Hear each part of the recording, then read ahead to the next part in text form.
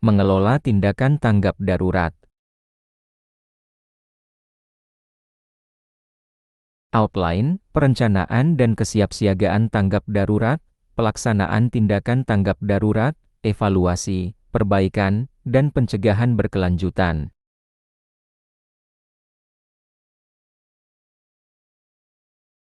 Tujuan, melindungi keselamatan jiwa pekerja dan pihak terkait saat terjadi keadaan darurat, mengendalikan dan meminimalkan dampak kejadian darurat terhadap aset dan lingkungan, menjamin respons darurat yang cepat, terkoordinasi, dan efektif sesuai sistem K3.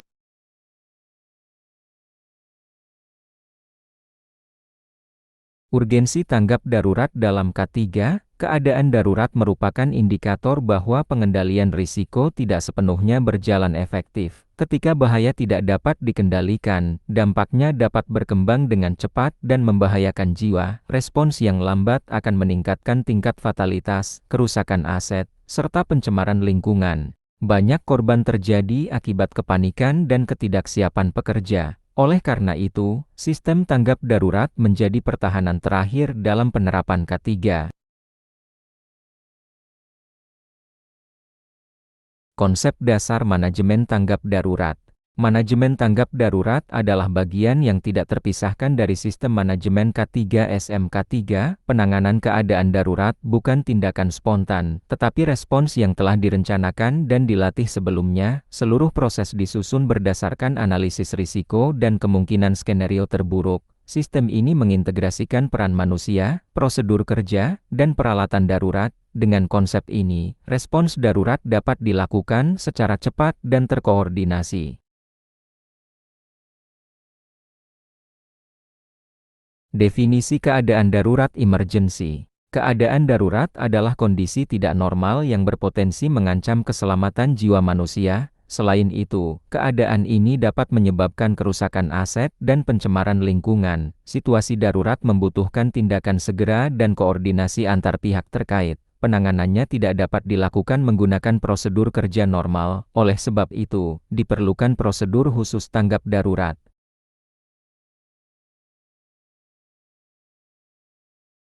Klasifikasi keadaan darurat.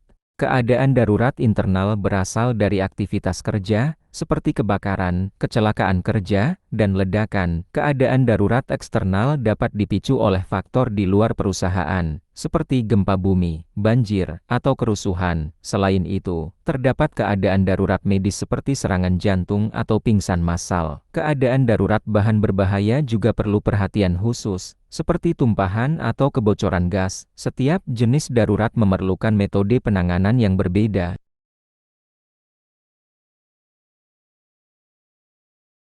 Identifikasi skenario darurat. Identifikasi skenario darurat dilakukan menggunakan metode HIRADC atau IBPR. Proses ini bertujuan mengenali potensi keadaan darurat yang mungkin terjadi di tempat kerja. Setiap skenario dianalisis berdasarkan kondisi lokasi dan aktivitas kerja. Faktor jumlah pekerja dan waktu kerja juga harus diperhitungkan. Hasil identifikasi berupa daftar skenario darurat prioritas.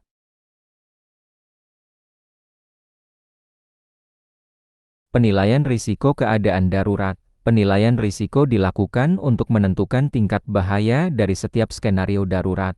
Penilaian mencakup kemungkinan terjadinya kejadian dan besarnya dampak yang ditimbulkan. Hasil analisis digunakan untuk mengklasifikasikan tingkat darurat, mulai dari minor hingga catastrophic. Dari tingkat ini ditentukan kebutuhan personel dan peralatan darurat. Penilaian risiko menjadi dasar penyusunan rencana tanggap darurat.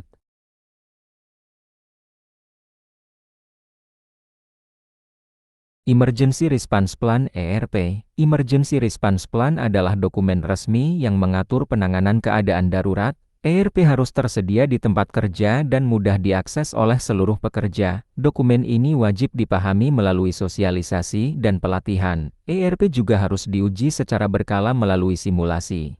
Penyesuaian ERP dilakukan berdasarkan jenis risiko perusahaan.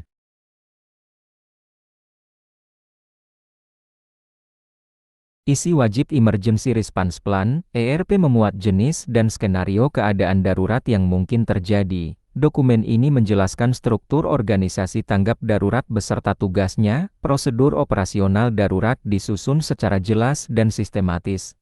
Jalur evakuasi dan titik kumpul ditetapkan untuk menjamin keselamatan pekerja. Selain itu, ERP mencantumkan kontak darurat internal dan eksternal. Struktur organisasi tanggal darurat. Struktur organisasi tanggap darurat dibentuk untuk memastikan koordinasi yang efektif. Setiap posisi memiliki peran dan tanggung jawab yang jelas. Incident Commander menjadi pemimpin utama dalam keadaan darurat. Tim pendukung bertugas sesuai fungsi masing-masing. Struktur ini harus disosialisasikan kepada seluruh pekerja.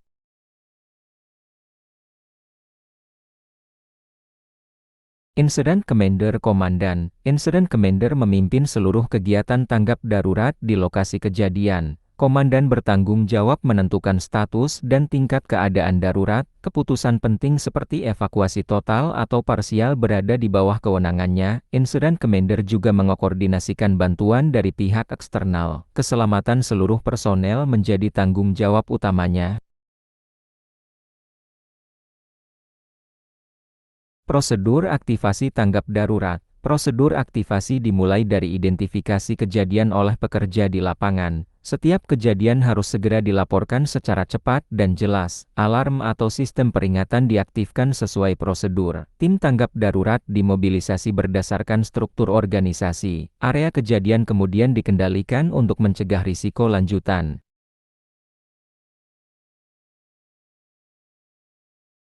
Sistem komunikasi darurat. Komunikasi darurat berfungsi menyampaikan informasi secara cepat dan akurat. Media yang digunakan meliputi alarm, sirine, pengeras suara, atau radio komunikasi. Informasi harus singkat, jelas, dan tidak menimbulkan kebingungan. Seluruh komunikasi mengikuti satu jalur komando. Hal ini bertujuan mencegah kesalahan informasi di lapangan.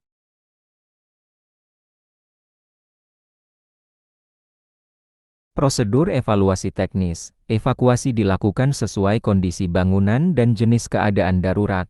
Metode evakuasi dapat berupa evakuasi horizontal atau vertikal. Prioritas diberikan kepada korban, lansia, dan penyandang disabilitas. Pekerja dilarang membawa barang pribadi saat evakuasi. Setelah tiba di titik kumpul, dilakukan penghitungan jumlah personel.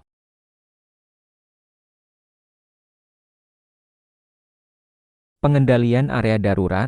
Pengendalian area bertujuan mencegah bahaya berkembang lebih luas. Area berbahaya harus segera diisolasi dan diberi tanda. Sumber energi dihentikan menggunakan prosedur lototo darurat jika memungkinkan. Akses ke area dibatasi hanya untuk personel yang berwenang. Pengamanan aset kritis dilakukan jika kondisi aman.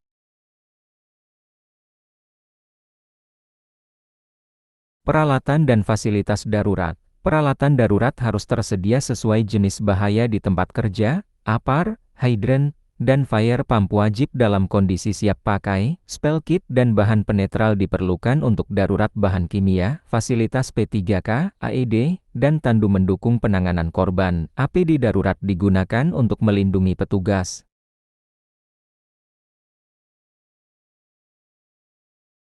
Pelatihan dan kompetensi tim. Tim tanggap darurat wajib mendapatkan pelatihan dasar dan lanjutan. Pelatihan bertujuan meningkatkan kemampuan teknis dan mental. Sertifikasi diperlukan untuk menjamin kompetensi petugas tertentu. Simulasi dilakukan secara berkala untuk menguji kesiapan sistem. Hasil simulasi digunakan sebagai bahan evaluasi.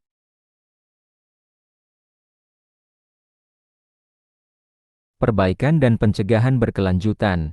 Hasil evaluasi digunakan sebagai dasar perbaikan sistem. ERP direvisi jika ditemukan kelemahan dalam penanganan. Perusahaan dapat menambah fasilitas atau meningkatkan pelatihan. Seluruh perbaikan diintegrasikan ke dalam SMK 3. Implementasi perbaikan harus dipantau secara berkelanjutan.